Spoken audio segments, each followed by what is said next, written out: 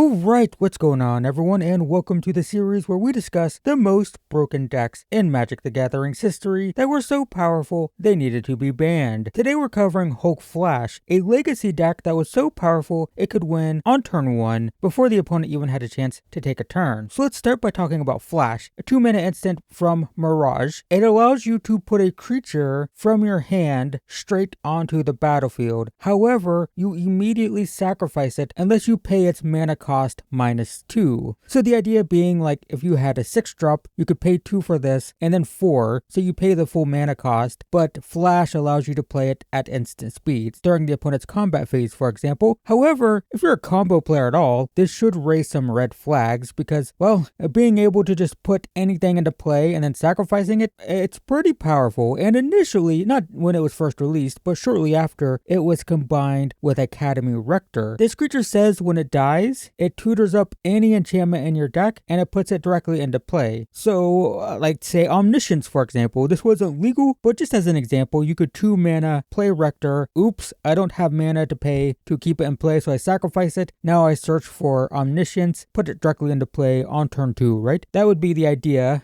Typically at the time, it was actually Yawgmoth's Bargain, which is pretty crazy on turn 2, right? Turn 2, Yawgmoth's Bargain, pay 1 life to draw, is that's pretty powerful. And yeah, this deck was actually only legal for a week. Nothing was banned. This isn't the deck we're talking about. But shortly after the release of Urza's Destiny and Academy Rector, WotC actually errated Flash to say, choose a creature card in your hand. You may pay its mana cost reduced by 2. If you do, put that card into play. If you don't, put it into your graveyard. So what that means with that wording is the creature never enters the battlefield. That means you do not get enter the battlefield effects. You do not get death triggers. If you tried to flash Rector in and couldn't pay the cost, it just went straight to the graveyard, which neutralized the combo. And this was a pretty major blow to the card. It sent it into the shadow realm of competitive play. It was basically junk after that. I mean, the best use case would be like, say your opponent attacks with a 3/3 and you could flash a 4/4 in by surprise. This was before, Flash was a mechanic on creatures, and that would have been a big blowout. But at that point, why jump through all the hoops? Why not just, play a removal spell? It seems better. So this card was terrible. After the errata, not really played at all. And that started to change in 2007. During this time, WotC started removing erratas from old cards, restoring them to their original power. This was like a major thing. They were releasing articles saying, we want to return old cards to their original printings. Now, at the time, information on the internet was loose and inconsistent. Remember, this is before social media. This is, chat rooms, internet forums, pro boards, and MTG Salvation. Those were where people discussed things related to Magic. However, while it was never announced that Flash was going to lose its errata, people noticed that the errata was removed in the Gatherer, which was at the time the main official card database for Magic cards. In fact, it had like a whole comment section, and it was pretty common for people to use the Gatherer and, use comments to talk about cards. And the errata for Flash just disappeared. No announcement, no nothing. It just wasn't there. So people started speculating that maybe the card was going to function as it was originally worded, allowing them to flash creatures in for their enter and death triggers, but there's still no official word. They just haven't said anything. And this is particularly problematic at the time because a year prior, a card named Protean Hulk was released, a card that is clearly just completely broken with Flash with its original wording. It's a 7-mana 6/6 that, when it dies, lets you search your library for 6 mana's worth of creatures and put them straight onto the battlefield. So if you played this fair, it's just like a bad top-end mid-range creature, right? It's a 7-mana 6/6 that's not good, but once it dies, you get 13 mana's worth of creatures total. So it's like a top-end mid-range finisher type of thing. However, with Flash, on turn 2, you can flash it in, have it die, and then just search for combo pieces, right? This is just an obvious, degenerate, broken combo enabler. 2 mana, Flash, Hulk, and then any combo you want that's 6 mana mana or less that can win the game on the spot. I mean, this clearly looks broken. It clearly looks unbeatable. And people are speculating about this while there is still no official word from WotC's ruling about Flash, which is especially a problem because looming in the distance is Grand Prix Columbus. This is a major legacy tournament where this combo would technically be legal if only people knew for sure if Flash was truly unerrated. We have this huge legacy tournament getting closer and closer every day, and all the legacy players are looking at Flash Hulk and they're like, is this legal? Is it not? How does this work? No one knows. No one knows if this is how it's going to work or not. Then on May 11th, 2007, just 1 week before GP Columbus, 1 week guys, WotC confirms that Flash is losing its errata and it will work as it was originally worded. It will now put the creature into play, then sacrifice the creature.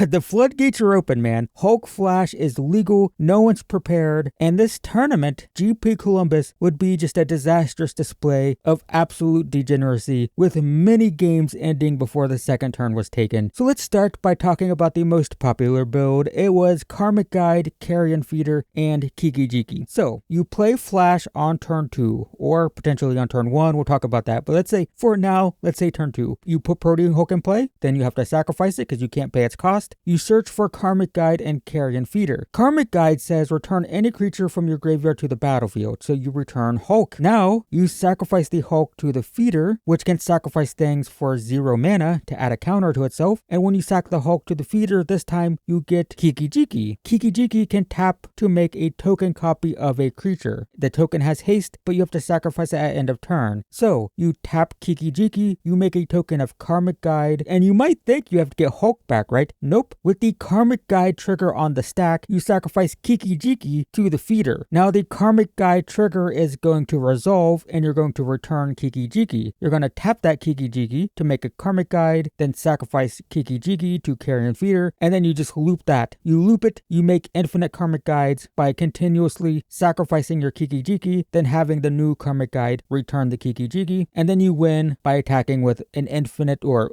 technically a billion 2/2 flying angels. A less popular build of the deck included Disciple of the Vault, Phyrexian Marauder, and Shifting Wall. Disciple of the Vault says whenever an artifact you control is put into the graveyard from the battlefield, the opponent loses 1 life. The 2 artifacts, none of their text is relevant. They're X mana 0/0s. So keep in mind, with the Hulk, it says search for any number of creatures with mana value 6 or less. So you can get 4 Disciples, that's 4 mana, and then 4 each of Marauder and Wall, which is only 4 mana total. And then with 4 Disciples and 8 0/0s, they're all gonna die, and the opponent is gonna lose 32 life on the spot. But how did this deck win on turn 1? Well, the deck that won GP Columbus included Chrome Mox, which is a 0-cost mana rock that gives you access to 2 mana on turn 1, meaning you can turn 1 Flash Protean Hulk combo off before the opponent has ever taken a turn. And this is true with either build of the deck. The Disciple of the Vault build was not popular in the GP. It was mostly the Kiki Jiki build, just because that one, if the combo didn't work, the cards still kind of did stuff and it could still play, whereas the Disciple of the Vault and the Marauder and Shifting Wall were just really bad, right? So typically it was Karmic Guide, Carrion Feeder, Kiki Jiki, and you could turn 1 Chrome Mox, Island, Flash, Protean Hulk, win the game on the spot. The decks also had Mystical Tutor and Limdol's Vault. Mystical Tutor searches for Flash and puts it on top of the library so you can combo on turn 2. The Vault lets you find the combo at the cost of life. It's a pretty weird card, but basically you look at the top 5. If you see the cards you're looking for, you just keep them. But if you don't, you can pay 1 life. You can put all the cards you looked at on bottom, and then you look at the next 5. You can keep paying 1 life to keep digging 5 cards deep until you find what you need. Then you shuffle and put those 5 cards on top in any order, thus guaranteeing the combo the next turn. So it was very consistent at getting its combo, and then if you were hoping to interact with it, it had 0 mana counter spells in the form of Daze and Force of Will to protect itself without requiring extra mana. Both of these can counter something without paying mana, so you could turn 1, combo, and have 0 mana interaction if necessary. And of course it also had tons of filtering. Oh my god, so much filtering. It had so many ways to dig and search, and just it had, I mean, here it is, had all of this. So yeah, Flash Hulk, not only did it go on to win GP Columbus, but it also put 3 decks in the top 8, and shortly after the tournament, Flash was emergency banned from from Legacy. And a year after that, it would be restricted to 1 copy in Vintage, so too powerful even for that format. And Commander's been weird, but it's also currently banned. It's been banned since 2020. And the great irony of Hulk Flash is it was never broken for long. When it was very first released, it was errated almost immediately after Academy Rector was released. So it had a very short window where it was broken, and then they changed the wording. Then, when they removed the errata, it was only legal for 3 weeks after GP Columbus, and then it was banned forever. So it was only technically broken for about a month. But if you ask people what are some of the most broken decks in history, Hulk Flash is definitely one of them. It left a lasting impression despite only being legal for a very short window. That is the story of Hulk Flash. If you like this video and want to see more like it, I have a playlist dedicated to these banned decks, and you can find a link to it in the description below. Be sure to hit the like button if you liked. Thanks for watching, guys. I hope this was interesting, and I will see you in the next one.